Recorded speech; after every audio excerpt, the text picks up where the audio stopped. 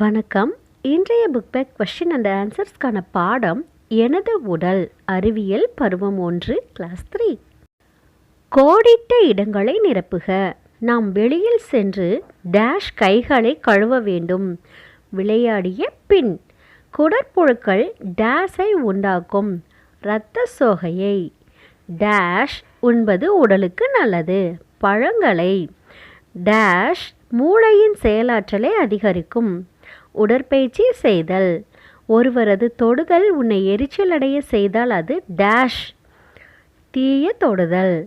உடற்குறைபாடு உடையோரை குறிக்கும் சொல் டேஷ் மாற்றுத்திறனாளிகள். சரியா தவறா என கூறுக.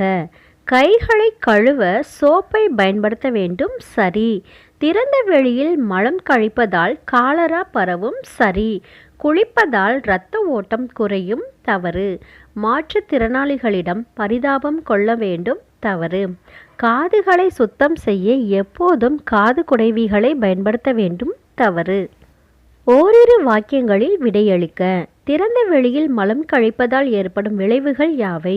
திறந்த வெளியில் மலம் கழிப்பதால் காலரா வயிற்றுப்போக்கு போன்ற நோய்கள் பரவுகின்றன. குளிப்பதால் ஏற்படும் நன்மைகள் யாவை? உடலை சுத்தம் செய்கிறது, அழுக்கையும் நாற்றத்தையும் போக்குகிறது, நோய் தொற்றிலிருந்து பாதுகாக்கிறது, இரத்த ஓட்டத்தை மேம்படுத்துகிறது. தொடுதலின் வகைகளை எழுதுக. நல்ல தொடுதல், தீய தொடுதல். உனது பாதுகாப்பு வட்டத்தில் உள்ள நபர்கள் யாவர்?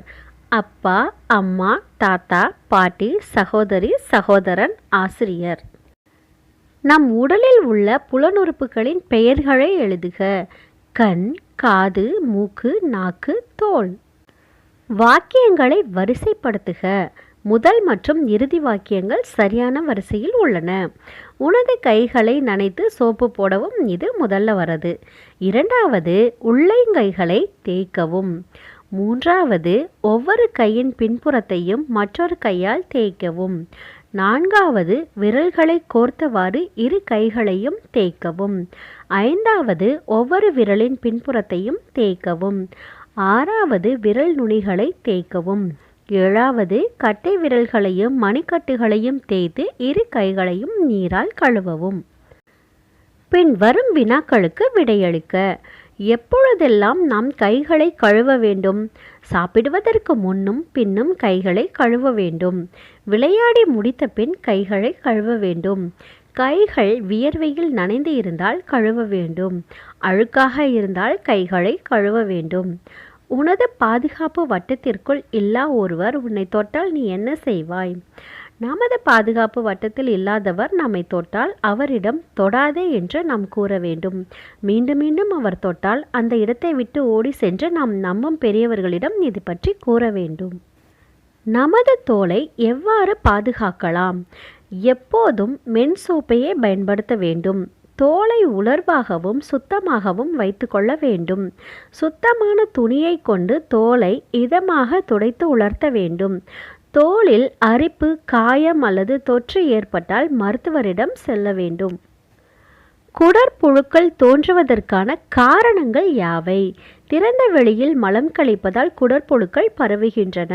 இவை குழந்தைகளுக்கு பாதிப்பை ஏற்படுத்தி இரத்த சோகையை உண்டாக்குகின்றன. குடற்புழுக்களை தவிர்க்க நாம் கழிவறையை பயன்படுத்த வேண்டும். திறந்த வெளியில் மலம் கழிக்க கூடாது. கழிவறையை பயன்படுத்திய பின் கைகளை சோப்பு போட்டு நன்கு கழுவ வேண்டும். மாற்றுத்திறனாளிகளுக்கு நீ எவ்வாறு உதவுவாய்? முதலில் அவர்களுக்கு உதவி தேவைப்படுகிறதா என்று கேட்கவும். அவர்கள் கூறுவதற்கு ஏற்ப நடந்து கொள்ளவும். அவர்களிடம் தெளிவாக பேசவும். அவர்களது பேச்சை ஆழ்ந்து கவனிக்கவும். அவர்களிடம் நேரடியான சொற்களை பயன்படுத்தவும். பட்ட பெயர்களிட்டு அவர்களை கேலி செய்ய வேண்டாம். மாற்றுத்திறனாளிகளின் உபகரணங்கள் மீது கவனமாக இருக்கவும். அவற்றிற்கு சேதத்தை ஏற்படுத்தி விடக்கூடாது.